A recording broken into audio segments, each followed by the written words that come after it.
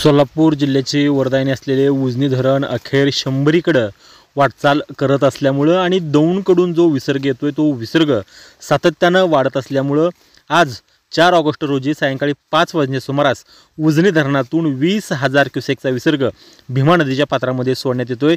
तसेच वीज निर्मितीसाठी सुद्धा 1600 क्युसेकचा विसर्ग उजनी धरणातून भीमा नदीच्या पात्रामध्ये सोडण्यात येतोय। उजनी धरणातून आज सायंकाळी 5 वाजण्याच्या सुमारास 21,600 क्युसेकचा विसर्ग हा भीमा नदीच्या पात्रामध्ये सोडण्यात येतोय। दौंडमधून जी आवक येते ती आवक सातत्यानं वाढते आहे, त्यामुळे पूर नियंत्रण करण्याच्या दृष्टीने उजनी धरणातून हा भीमा नदीच्या पात्रामध्ये हा विसर्ग सोडण्यात येतोय। त्यामुळे हा विसर्ग आणखीन संध्याकाळी वाढवला जाण्याची शक्यता वर्तवली जात आहे।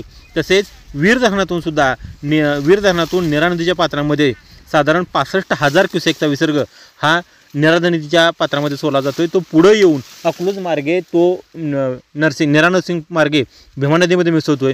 त्यामुळं आज संध्याकाळी किंवा उद्या सकाळपर्यंत भीमा नदी ही दुथडी भरून वाहणार आहे। साधारण 1 लाख हा विसर्ग उजनी धरणामध्ये असण्याची शक्यताही वर्तवण्यात येत आहे।